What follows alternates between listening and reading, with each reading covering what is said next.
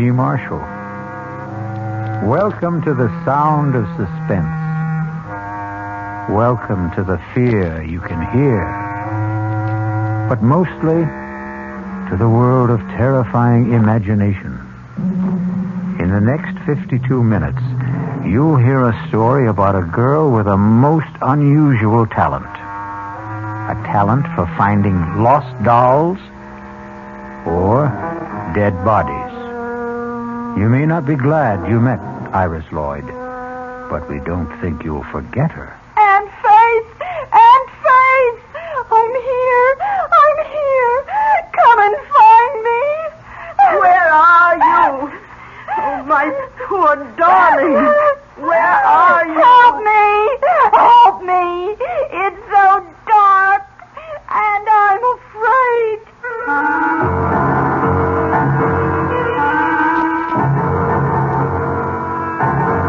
Our mystery drama, The Girl Who Found Things, was written especially for the Mystery Theater by Henry Slesser and stars Norman Rose. It is sponsored in part by the Kellogg Company, makers of Kellogg's Special K cereal, and by Anheuser-Busch Incorporated, brewers of Budweiser. I'll be back shortly with Act One.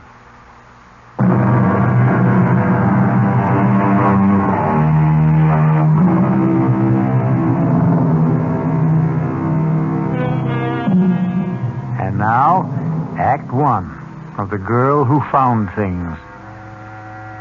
It begins serenely enough in the pleasant little town of Medvale, but with a woman who is preparing to leave it just as soon as her taxi arrives. Come in, Lucas. The door's open. Oh, for heaven's sakes, that man's dead. Oh, evening, Miss Wheeler. I hope I'm not too early. No, I'm all packed. You can take that trunk in the hallway first. Then I've got a few small suitcases, but they can go on the back seat with me. Yes, ma'am. That all you're taking to Europe? I sent the rest ahead to the ship. Well, go on, Lucas. Start loading that taxi. Yes, ma'am. Yeah, I was just wondering if there was something you wanted me to do in the house for closing it up, you know. It's all been done, Lucas. You sure you turned off the gas, electricity? How about the fireplace? I see you had a fire this morning. Are you sure it's good and cold? Oh, I suppose you could check it again just in case. Better safe than sorry, they say. Seems to me you've got a couple of embers burning there. Maybe I could put them out with a shovel. Please hurry, Lucas. Yes, ma'am.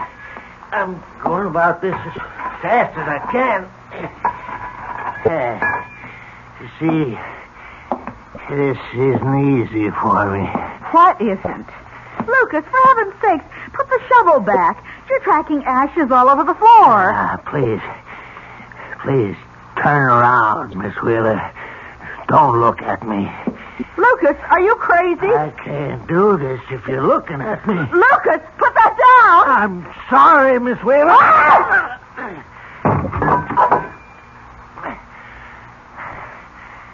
Had to do it, Miss Wheeler.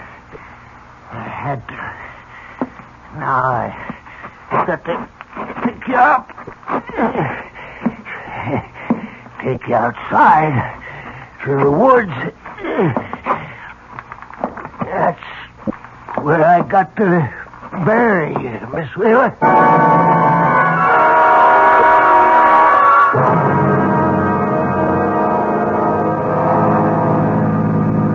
How much farther, David? We've been driving for hours. Almost there, darling. Just relax. Tell me more about your Aunt Faith. I don't really feel prepared to meet her. No one's ever fully prepared for Aunt Faith. I warn you that she's something of a character. Just waiting to be discovered by Monthly Digest. Anyway, after my mother died, she became less auntie and more motherly. That's why she was so upset when I got married and failed to do my filial duty. By bringing your bride home for approval. Something like that. I suppose she's going to resent me for being 2 years too late. So take my word for it. She'll be crazy about you. But remember what I said. She's an old gypsy. Don't be surprised if she drags out a crystal ball and starts predicting your future. Speaking of which, there's our future for the next few months straight ahead of us. The old homestead. David, is that you? It's us, Aunt Faith. Oh, David, my handsome boy. Hello, Auntie. Oh, I'm so glad to see you. It's wonderful seeing you. Aunt Faith, meet Rowena. Well, and it's about time. Hello, Mrs. Demarest. Nice to meet you at last. Oh, David, she's beautiful.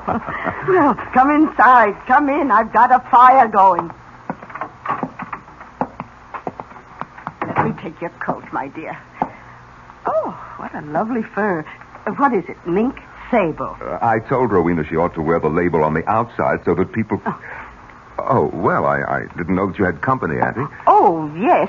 David, this is Lieutenant Reese. Lieutenant, this is my nephew, David Wheeler, and his wife, Rowena. Ah, Lieutenant. That isn't a military title, is it? No, sir. I'm with the police. Oh, of course. Well, how do you do? I'm sorry we have to meet this way, but then I always seem to meet people when they're in trouble. Of course, I've known Mrs. Demarest for some time. Well, Lieutenant Reese has been a wonderful help with my charity work, David. And he's been such a comfort since this awful thing happened. Yes. Oh, well, it's been years since I was in this room. I'd appreciate it if you and I could have a word alone. Oh? Oh, Rowena, I'll tell you what. Why don't you and I go upstairs and I'll show you your room? Yes, that would be fun. I can even show you the room where David was born and his old nursery. Well, how long's it been since you left Medvale, Mr. Wheeler? Oh, maybe 10 years. I've been back here on visits, of course. Once when my father died 4 years ago. As you know, our family business is down south. Yes, I know. You and your sister... My half-sister. Yes, you and your half-sister, Geraldine. You were the only proprietors of the mill, weren't you? Mm-hmm, that's right. But you did most of the managing, I gather. When your parents died, Miss Wheeler kept the estate and you went to Virginia to manage the mill. That's how it was, right? That's how it was. Successfully, would you say? Lieutenant, I'm going to save you a great deal of time. Geraldine and I didn't get along. We saw as little of each other as we both could arrange, and that was very little. Thank you for being frank. I can even guess your next question, Lieutenant. You'd like to know when I saw Geraldine last. When did you? 3 months ago in Virginia, on her semi-annual visit to the mill. But you were in Medvale after that, weren't you? Well, yes, I came up to see Geraldine in March on a business matter. As my aunt may have told you, Geraldine refused to see me. What sort of business matter was it? I wanted Geraldine to approve a bank loan I wished to make to purchase new equipment. She was against it, wouldn't even discuss it. So I went home. And you never saw her again? Never. And in case you're wondering, Lieutenant, I have no idea where she is. No idea at all.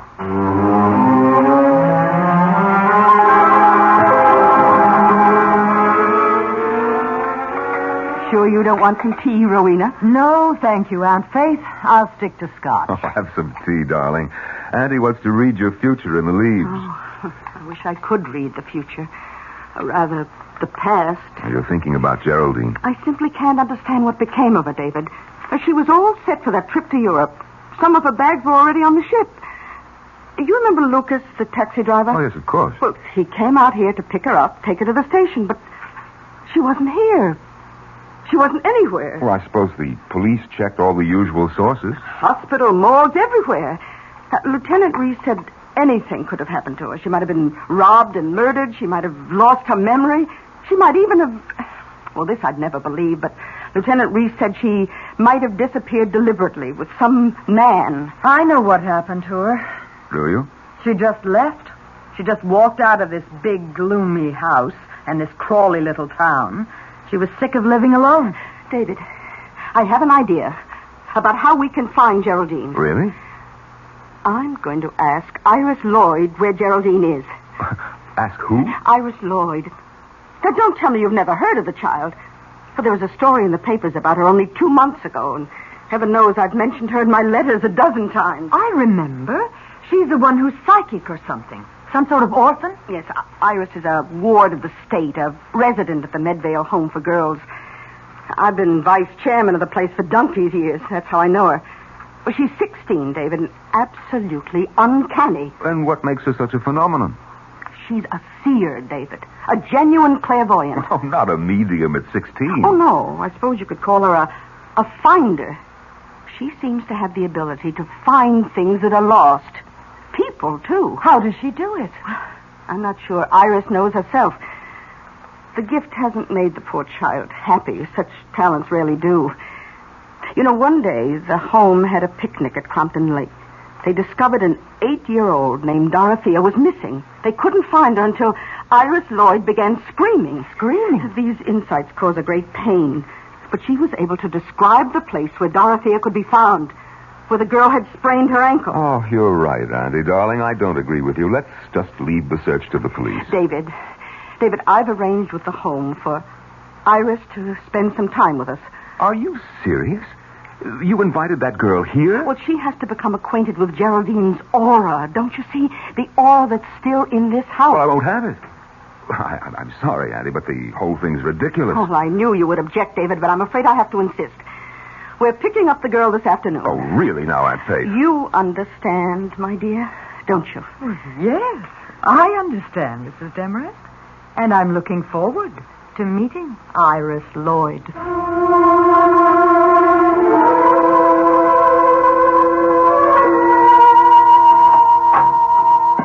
Please come in, Mrs. Demarest. I suppose this is the nephew you told me about. Yes, sister. This is Mr. David Wheeler. David, this is Sister Clotilde, who runs the home. How do you do, sister? How do you do? In case your aunt hasn't told you, Mr. Wheeler, I'm not at all in favor of this move. I think it's wrong to encourage Iris in this delusion of hers. Well, then you and I agree with each other, sister. Oh, it's not a delusion, Sister Clotilde. It's a gift from God. She's undisciplined. You might even say wild. But you are letting us have her, sister. She can come home with us. Did you think my poor objections carry any weight, Mrs. Demarest? One moment. Sister Pauline, would you send Iris Lloyd in now? Shall I come in? Yes, Iris, come in. Iris, you know Mrs. Demarest. This is her nephew, Mr. Wheeler. Hello. Hello. You remember me, Iris.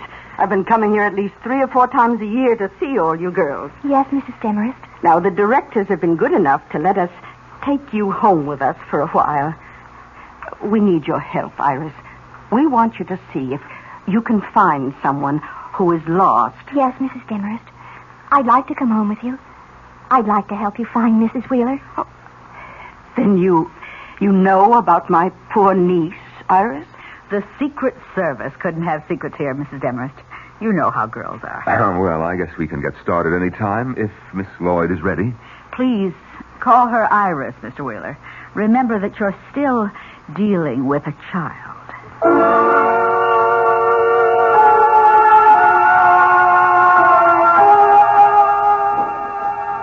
Iris, I hope you'll enjoy staying with us. I have a lovely room for you. I'm sure you'll like it. You know what I'd really like? What's that? A cigarette. Iris.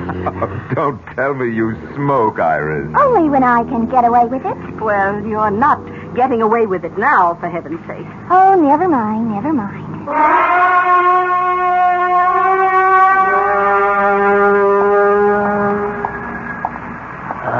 Hello there, Mr. Wheeler. Oh, Lucas. Well, how are you? How's the taxi business, Hey, could I talk to you a minute, Mr. Wheeler? No, Lucas, I'm sorry. I've got to get these groceries home. We have company for dinner tonight. She's at your place, ain't she? That girl. What girl? That Iris Lloyd. The girl who finds things. I'm afraid of her, Mr. Wheeler. I'm afraid she'll find out what we did. Shut up. Don't you ever say anything like that to me again. I'm scared, Mr. Wheeler. I'm telling you, that girl is peculiar. She knows what you're thinking, they say. She knows where you can find anything, even dead bodies. Get away from me, Lucas. I told you to keep away from me when I came here. Now, get away from my car before I run you down. But I'm scared. I'm scared of that little girl.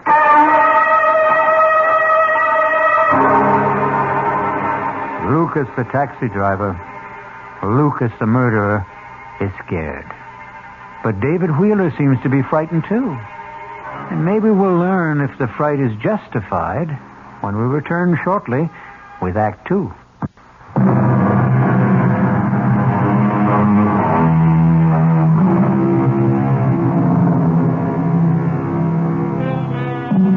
Now let's go back to the little town of Medvale for the second act of The Girl Who Found Things. David Wheeler has just returned from his shopping trip, but he finds things are different in the big house at the end of the road. What happened here, Rowena? This room looks like a cyclone hit it. It was Hurricane Iris. What are you talking about? Aunt Faith caught her sweet little orphan Annie in here smoking one of my cigarettes. I didn't hear the whole argument, but I'll tell you one thing.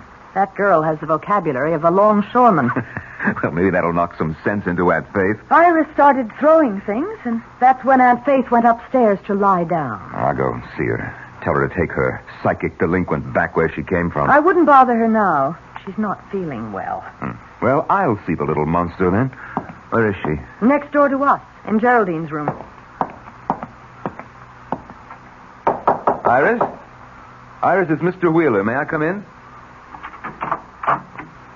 Hello, handsome. Auntie says you went shopping. What have you been up to, Iris? Now, my aunt isn't a well woman, and we won't put up with any bad behavior. Now, what happened downstairs? Nothing. I found a button ashtray and took a couple of drags. You'd think I was committing a mortal sin the way she yelled at me. I heard you did some fancy yelling yourself. Is that what the sisters taught you at the home? They didn't teach me anything worthwhile. Well, maybe you need more instruction. Maybe you better get back there as soon as possible. Oh, Mr. Wheeler, please. Oh, I'm awfully sorry. I didn't mean to do anything wrong. I didn't. Oh, please don't send me back. No, wait. Oh, please. Now, wait a minute now. Oh, please don't do it. Oh, don't. What's going on? Oh, Mrs. Demarest, I'm so sorry. I don't know what came over me. It was the devil. I'm sure it was the devil. Trying to take my body into... Oh, there, Iris. It's all right, dear. I know you didn't mean what you said. No, it's the gift that makes you this way. And don't worry about what I asked you to do. You take your time about Geraldine. Take as long as you like. Oh, but I want to help. I really do, Aunt Faith. Now, wait a minute, Auntie. You're not going to fall for this... Oh, listen. Listen. Do you know something? I can feel your niece in this house, Aunt Faith. I really can. I can feel her in this room, whispering to me, trying to tell me where she is. Can you, Iris? Can you really? For heaven's sake, Auntie, can't you see that I can. I can feel her everywhere. I can almost touch Miss Wheeler. Oh, is this her closet? These are her clothes. Oh, they're so beautiful. She must have looked beautiful in them. Has Iris ever seen a photo of Geraldine? Oh, look at this one. It's all gold. All shiny gold. And it's so long. Was she very tall? It's an evening gown, Iris. Oh, I can sense her in this gown. I can.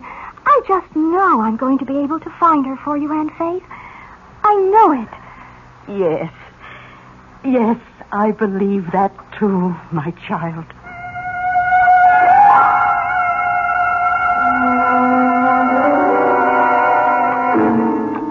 Won't you have some more of the beef, Rowena? No, thank you. And we'd better save some for Iris. Something tells me that little girl has a very big appetite. Well, I wish she'd come downstairs. I told her dinner would be served at 7:30. Would you like me to go upstairs and see if she's all right? No. I'm sure she'll be down in a moment. You've really forgiven her completely, haven't you? Of course. Oh, you don't understand psychic personality, David. It wasn't her swearing at me this afternoon. It was this demon which possesses her. The same spirit that gives her the gift of insight. David, your fork. Take a look at what's coming downstairs in a gold lame evening gown.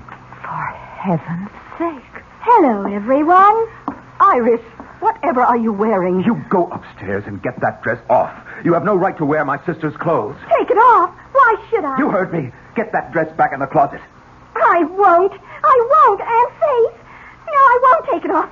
You know what I told you. I have to wear your niece's clothes so I can feel her aura. You're going to feel my foot in about 5 seconds if you don't go upstairs. Now everybody in this house hates me.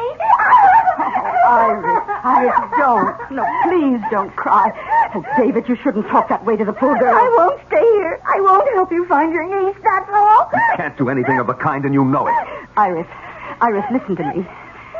Yes. Iris, you remember those things you did at the home? The way you found things for Sister Therese? Yes. Do you think you could do something like that again, right now for us? I don't know. I could try. Would you let her try, David? I don't know what you mean. Now, I want you to hide something or name some object you've lost or misplaced, perhaps somewhere in this house. This is silly. It's a parlor game. The least you can do is try it. All right.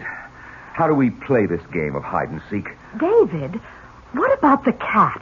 The cat? You remember, you once told me about a wool kitten you used to have as a child. You said you lost it somewhere in the house when you were 5, and you were so unhappy about it you wouldn't eat for days. Well, that's 30 years ago, Rowena. All the better. All the better, David. Iris, do you think you could find it? Could you find David's cloth kitten? Oh, I'm not sure. I'm never sure. Just try, Iris. We won't blame you if you fail. It might have been thrown out ages ago, but try anyway. All right. I will. But you'll have to shut off the lights. And then what? Burn incense and chant? David, please, turn off the room. I'll do it. There, Iris. The room is dark enough, isn't it? Yes. It's dark enough when I close my eyes. What's she doing? Breathing, obviously. I think she's going into a trance. It's so hard to know if she's faking or not, isn't it? Not for me, darling. She isn't, David. I know she isn't. She's in a genuine trance. Listen. Hot. Oh, it's so hot. She's sweating. So hot. She isn't faking that, David. Oh, so hot back here. Oh, please. Oh, please. Kitty is hot. Hot Kitty is hot. Kitty, she could be talking about the wool cat. Well, what if she is? Oh, please. Please, somebody. Help. Help Kitty. Help her. Please help Kitty. The girl is in pain. It's an act, I tell you. Hot. Behind the stove. So hot. Kitty, so hot. Behind the stove, is that what she said? Iris, darling, are you all right? David, turn on the lights quickly. Oh, Auntie, it was all gibberish. Rowena, it's just nonsense. You're so stubborn, David. Well, she said it clearly. The kitten's behind the stove. Well, you probably stopped it when you were a little brat of a boy. We could find out, couldn't we? Is the same stove still in the kitchen? I suppose so. There's a microwave oven, too, but they've never moved the old iron monster. Let's look, David, please. I can't feel anything behind here. Well, try the other side, David. Oh, this is ridiculous. Well, look, my hands are getting filthy. Here, use this ladle. But it's no use, Rowena. It simply can't... It can't... David, what is it? Did you touch something? Huh? Oh, yes. Something. I don't know what. Well, can you get it out? Well, yes, I think so. Oh, good Lord. David! It's a cat. A wool cat. Yes. It's so filthy and old, but it's still a cat, isn't it? Is it the one you lost? Is it? Yes, it's the one. David, you look so strange. You look frightened.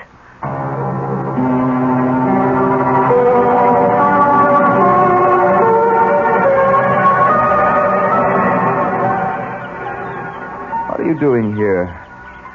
Iris, having a picnic all by yourself? I just thought I'd lie on the grass for a while. What are you doing with the daisy? Loves me? Loves me not? Want to finish it off for me, Uncle David? Cut out the Uncle David stuff. I'll finish it for you then. She loves me. She loves me not. She loves me. She loves me not. Too bad, Uncle David. She just doesn't love you. Who? Your wife, of course. Who else? Bye now. Iris, wait. Yes? Look, I want to talk to you a minute. Really? Iris, What's the story with you? You've been here over a week and you haven't done anything about... Well, you know what? This is just a great big picnic for you, isn't it? What if it is? You think I want to go back to the creepy home? It's better here. No uniforms, no 6 a.m. prayers, none of that junk they call food. Also, I like the company. I suppose I should say thank you. There's nothing you can say I don't know already. I'm psychic, remember? What about that, Iris? Is it just some kind of trick? You can tell me. I'll show you if it's a trick. Want me to tell you all about yourself? All right, go ahead. Okay. Your wife hates you. She thinks you're rotten. You weren't even married a year when you started running around with other women. You never went to the mill, not more than once or twice a month. That was how you ran the business. All you knew how to do was spend the money. You little brat. You're not psychic, you're an eavesdropper. Oh, let go of my arm. Your room is right next door. You've been listening. You think I could help hearing you two arguing? No, I guess you couldn't. I'm sorry, Iris. I hope I didn't hurt you. I know a way you can make it up to me. Like this. Go ahead. Now cut that out, will you? Don't you want to kiss me? No, you dumb kid. I'm not a kid. I'm almost 17. You were 16 3 months ago. I'm a woman. But you're not even a man.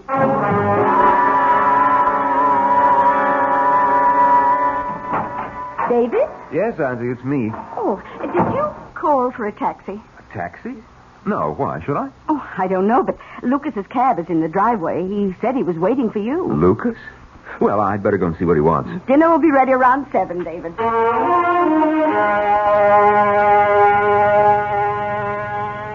All right, Lucas. What are you doing here? I had to talk to you, Mr. Wheeler.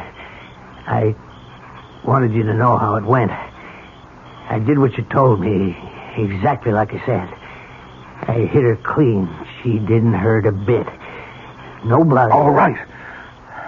I don't want to hear about it anymore, Lucas. I'm satisfied. And you should be, too. You got your money. Now forget about it. I picked up Miss Wheeler and I took her out in the woods as far as I could. I dug deep, Mr. Wheeler. I did a good job. I smoothed it over and spread them leaves so that nobody would guess it was there. Nobody except... Oh, so it's that girl you're still worried about. I heard awful funny things about her, Mr. Wheeler. About her finding things. Finding that little girl that fell near Crumpton Lake. Maybe she can see right into your sister's grave. Iris Lloyd won't find her. Nobody will. But she's right behind the house, Mr. Wheeler. She's so close. Right in the woods. You've got to forget it, Lucas. Like it never happened. My sister's disappeared, and she's not coming back. As for the girl, don't believe what you hear. Nobody can see into a grave, Lucas. Nobody.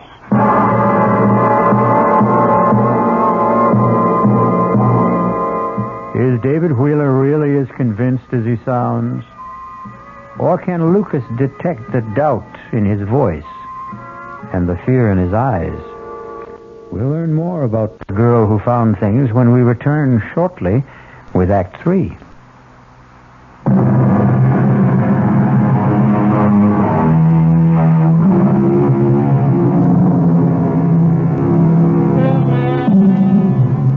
Now let's return to the Wheeler house in the town of Medvale. A house filled with people waiting for a psychic revelation from the girl who found things. But that revelation appears to be very slow in coming. That girl has been here for how long? 2 weeks? It seems like 2 months. And she hasn't done a thing but enjoy herself. David, what's the point of our staying on? You said you had some affairs to settle. You don't seem to be conducting any business at all. Well, I haven't been in the mood for business. That's nothing very new, is it? How long are you going to keep that light on? I'd like to get some sleep. If you think Iris Lloyd is indulging herself, what about you? Be quiet. I told you that she can hear every nasty little quarrel in this room. That's why I asked for a truce. Well, she doesn't have to eavesdrop, does she? Can't she read minds? Well, she's not the only clairvoyant around here. I can read her mind, too. Well, she's a child, for heaven's sake. She's in love with you. Of course, there's a minor obstruction in her plans, a small matter of your wife. But then I've never been much of a hindrance to your romances, have I? I thought you agreed to that truce. You are a pacifist, David. That's part of your charm. That's why you came up here in March, wasn't it? To make peace with Geraldine. I came here on business. You came to keep Geraldine from sending you to prison. That was the business. You know nothing about it. I have eyes, David. I know you were taking money from the mill. Too much money. Geraldine knew it, too. How much time did she give you to make up the loss? All right. If you won't let me get some sleep here, I'll sleep in the library. David! David, is that you? Yes, Aunt Faith. What are you doing up? Oh, I heard a noise. Oh, well, it was me, probably. I was just going down to the library to find a book to read. No, it wasn't you. David, look. What? Oh, it's Iris. Yes, in her nightgown. What's she doing in the front hall, dressed like that? David, she's sleepwalking. What? Look at her eyes. David, we have to follow her. No, let her alone, Annie. You're not supposed to disturb a sleepwalker, are you? I've got to follow her. All right, I'll come with you. David, she's talking to herself. Can you hear her? What did I forget? What did I forget? Did you hear that? Did you hear what she said? Yes, but I don't understand it. Why doesn't the taxi get here? Why doesn't it get here? Taxi. She said something about a taxi, David. Yes, I heard her. Oh, we have to be going to the station. I'm so nervous. I'm always so nervous when I go on a trip. Please get my luggage. My luggage. Oh, dear God, David. She's in a trance. She's talking the way... Oh, what did I forget? Gas, electricity, telephone. The fireplace. Is the fireplace cold? Oh, no! Not the fireplace! Not the fireplace! What does she mean? I don't know, but... Auntie, I think this is wrong. I think we should get her back to bed. No. Don't touch her, David. Don't. Look. She's heading for the back of the house. Come on. Yes, we've got to follow her. I think she means to go outside. We can't let her do that. Maybe it's important. Maybe it's something to do with Geraldine. Oh, don't be insane. She's just sleepwalking, that's all it is. Iris, wake up. David, don't. You mustn't. You want that girl to catch pneumonia? No! Iris. Don't! Please! Iris. Put it down. Iris, Don't. wake up. Don't! Oh, David, what have you done?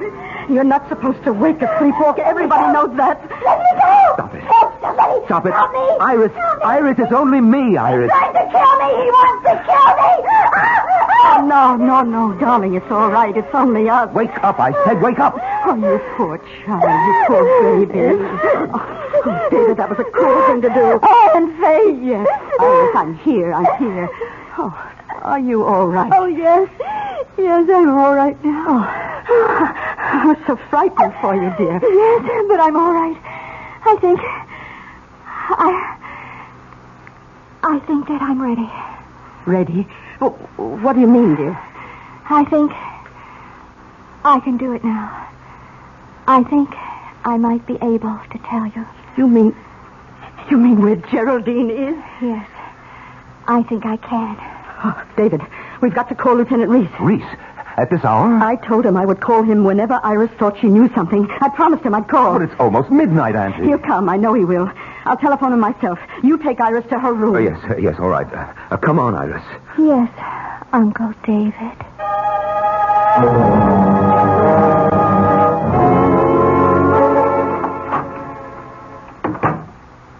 Well, Uncle David, are you scared?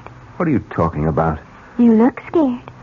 Scared of me? Shut up. I thought you would be. The minute you heard that I was ready. I'm sending you back. Iris, you're a fake. Even your sleepwalking act was a fake. Oh, David, you're so cute. You really are. But you know what? I don't have to be ready. I don't have to do anything at all when that policeman gets here. Not if you don't want me to. You don't know what you're talking about. You better kiss me now, David. You better kiss me and make it really good. All right. All right, if that's what you want. David! Get out of here! I don't want you in my room. Rowena. You were right about the walls between these rooms, David. You can hear every little thing. I hate you. David hates you, too.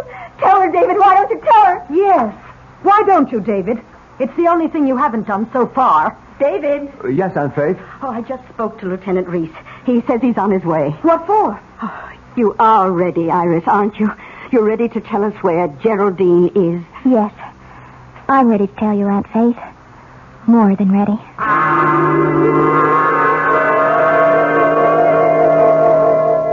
Are you sure she's all right, Mrs. Demarest? She looks awfully pale to me. Iris always looks that way when she enters the trance. It's a fraud, Lieutenant. The whole thing is a fraud. You mustn't be taken in. Well, I'm just trying to keep an open mind, Mr. Wheeler. Oh, it's startling. I think she's going to say something. Oh, Now, no. Iris, look, you've got to stop this. That girl is working herself into some kind of fit. It's all her own doing, isn't it? Well, maybe Mr. Wheeler's right. The girl might do herself some harm. No, you must wait. Listen. Aunt Faith. Aunt Faith, I'm here. Aunt Faith. Come and find me. Oh, help me. It's so dark. Oh, won't somebody help me? It's Geraldine. Oh, dear Lord, it's her. Oh, where are you? Oh, Geraldine, my poor darling. Where are you? Help me. It's so dark. And I'm afraid. Where, Geraldine? Where? Tell us where you are. Someplace far away. A place with ships. The sun is shining. I saw hills and green trees. There are bells ringing in the street. She's out of her head completely. A place with ships, bells ringing in the streets. I see water. A bridge. Trolley cars in the street. Going up and down the hill. San Francisco. I'm sure she means San Francisco. Yes, it sounds like it. Iris, do you mean San Francisco? Is that where Geraldine is? Yes. That's where she is. Well, who knows? It's as good a guess as I've heard. Has Miss Wheeler ever been in San Francisco before? Never. Why would she go there? David? I really wouldn't know. But if that's where Iris says she is, I guess the spirits know what they're talking about.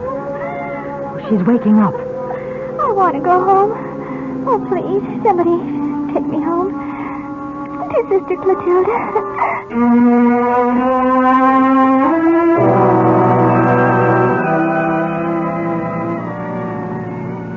Well, your idea was a huge success, Auntie.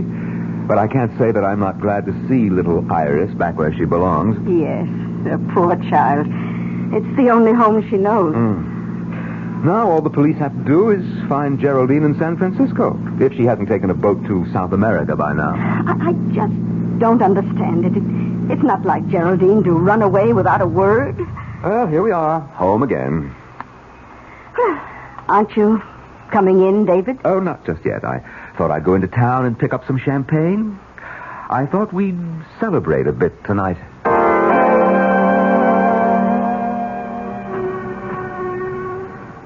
Well, hello, Lucas. How's the taxi business, huh? Could be better. You got any news for me, Mr. Wheeler? Oh, yes, Lucas. I've got good news. It's all over. Iris Lloyd is back at the Medvale School for Girls. And she didn't know.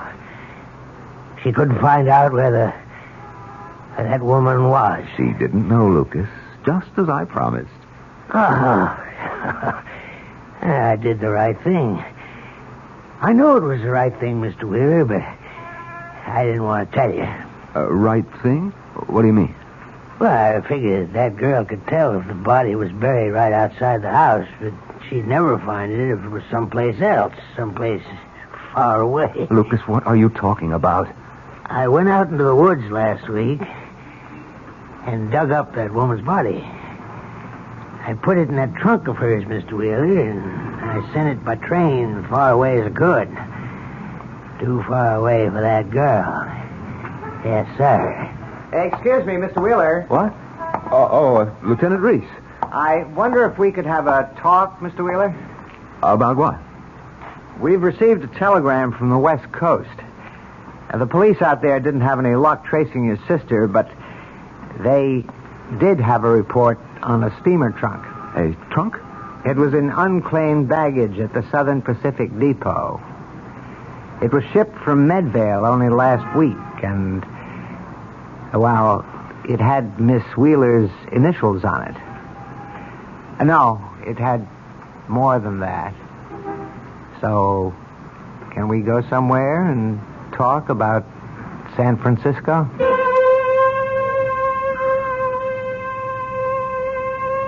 Well, Iris Lloyd is back in her own bed tonight, and her dreams will probably be peaceful. But David Wheeler is in for a nightmare that may last him for the rest of his life. I'll be back shortly.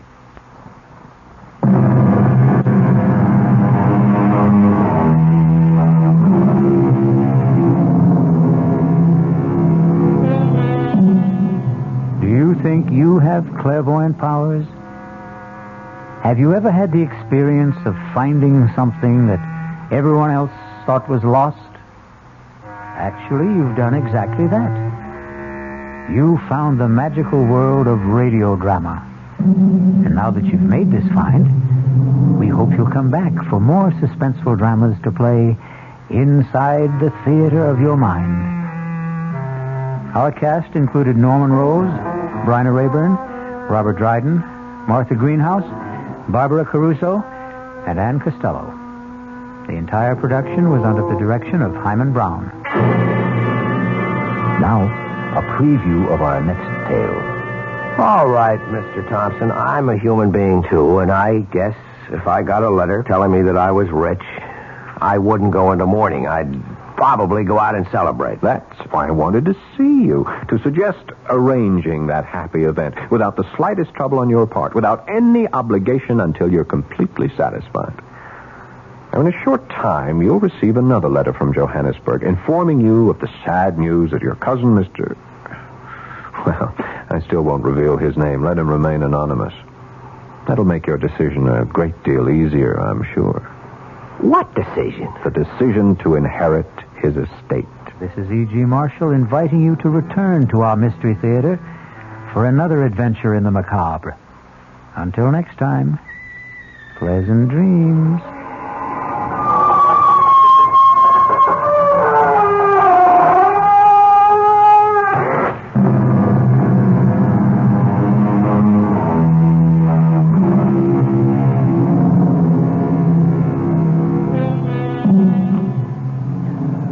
WOR Mystery Theater was brought to you by ShopRite Supermarkets, where you get a lot more for a little less, and by Suburban Savings, with offices throughout North Jersey.